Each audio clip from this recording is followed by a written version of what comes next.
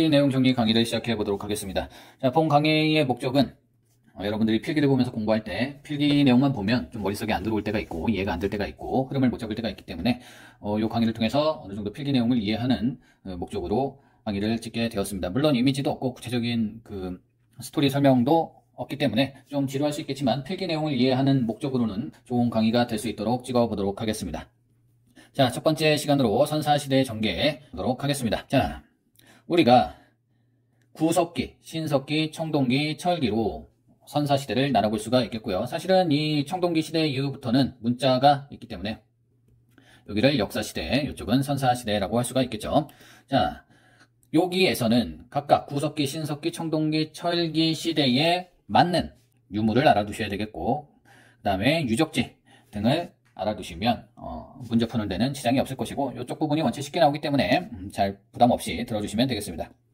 자, 일단 구석기는 뗀석기를 사용을 하죠. 뗀석기는 돌을 좀 거칠게 돌끼리 부딪혀갖고 어떤 형태를 만든 다음에 그 모양을 사용한 석기를 갖다가 뗀석기라고 하고요.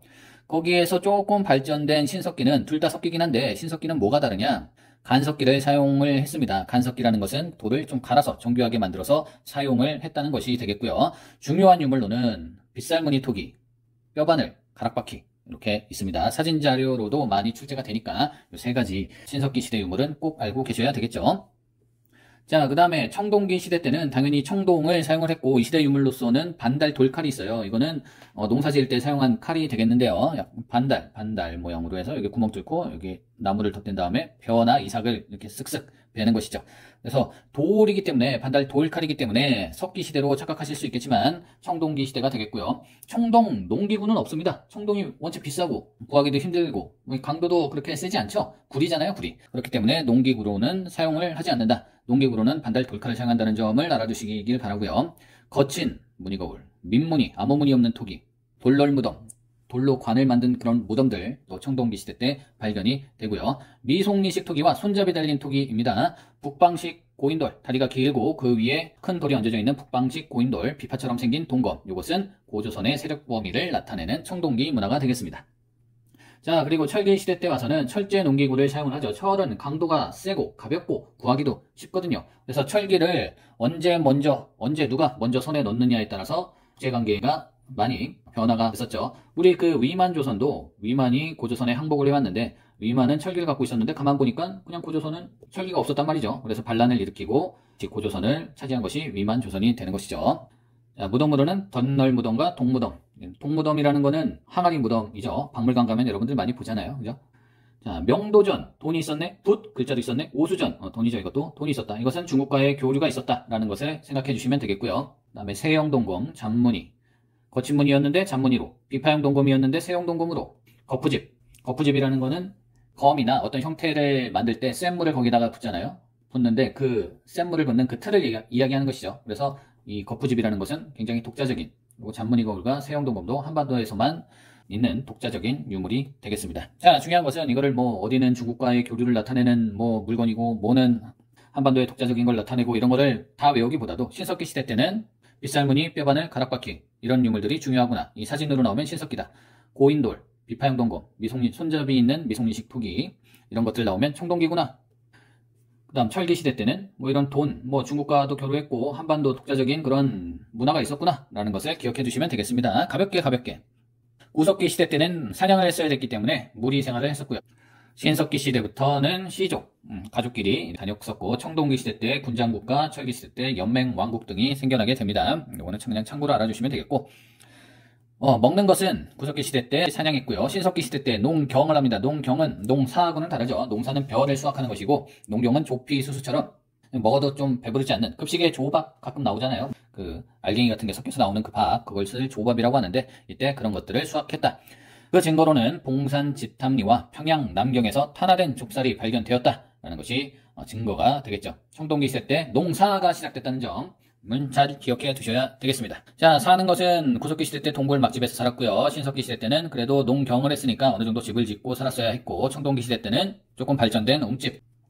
유적으로는, 유적지를 우리 그 책에 보면, 교과서에 보면 굉장히 많지만 중요한 몇 가지만 외워두시면 되겠는데, 자, 연천 정곡리에서 주먹도끼가 발견됐다는 사실이 중요한데, 왜 중요하냐면 주먹도끼가 원래 서양에서만 나왔었거든요. 그래서 구석기 유물 중에는 굉장히 머리를 쓰면서 만든 도끼가, 그 유물이 주먹도끼가 되겠는데, 그것이 서양에서만 발견되니까 메비우스라는 그 이상한 사람이 그거 봐, 우리는 원래 서양이 동양보다 우수해, 그러니까 니네 우리 식민지 지배할게, 괜찮지? 우리는 원래 우수하니까 라고 합리화를 시켰던 그런 이론과 학설이 되겠는데, 그것이 우리 한반도에서 주먹도끼가 발견되면서 그 이론이 완전히 뭉개졌죠.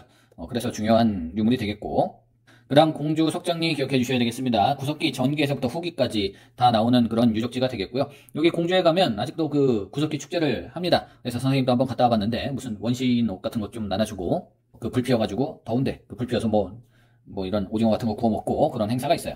그래서 그리고 청원 도부로봉 동굴에서는 흥수아이의 온전한 뼈가 발견이 됩니다. 여기도 중요하다. 자, 한 가지 뭐 재밌는 건 이 흥수아이 그 가슴 뼈에, 갈비뼈 쪽에 국화 씨앗이 있었다 이거죠. 그래서 옛날 사람들도 국화로 추모했고, 지금 현대에서도 국화로 추모하니 굉장히 재밌는 일이기도 하고, 또 이때, 자, 이것도 발견하신 분이 이름이 김흥수 씨인데, 이거 발견하고 옛날에는 그냥 공사했을 때 이런 거 발견되면 공사 못하고 손해가 엄청 나거든요. 그래서 뭐 이거 발견돼도 그냥 막 포클레인으로 파고 부시는 사람들도 많을 거예요. 근데 이분은 신고를 해서 우리가 요 유물을 알 수 있게 해주셨기 때문에, 그래서 이름을 그분의 발견자의 이름을 따서 흥수아이로 했었다.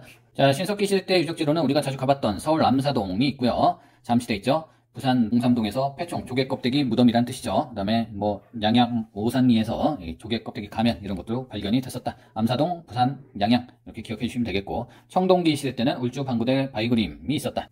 자, 계급을 보겠습니다. 구석기 시대 때 평등하고 신석기 시대 때도 평등한데, 신석기 시대 때는 미신이 좀 있었어요. 토테미즘, 동물을 섬기는 그런 미신. 그래서 단군신화에 곰하고 호랑이가 나오는 게 아닌가 생각이 되고요. 애니미즘, 만물의 신이 깃들어져 있는 거죠. 그러니까 뭐 나무의 신, 돌의 신, 바람의 신, 뭐 이렇게.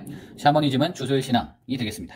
자, 청동기 시대 때는 드디어 군장국가가 나온다고 아까 말씀을 드렸는데요. 고조선이 나오게 되는 거죠. 기원전 2333년에. 그래서 지금 우리나라를 뭐 반만년 역사 이렇게 얘기하는 거잖아요. 반만년이 5000년이니까.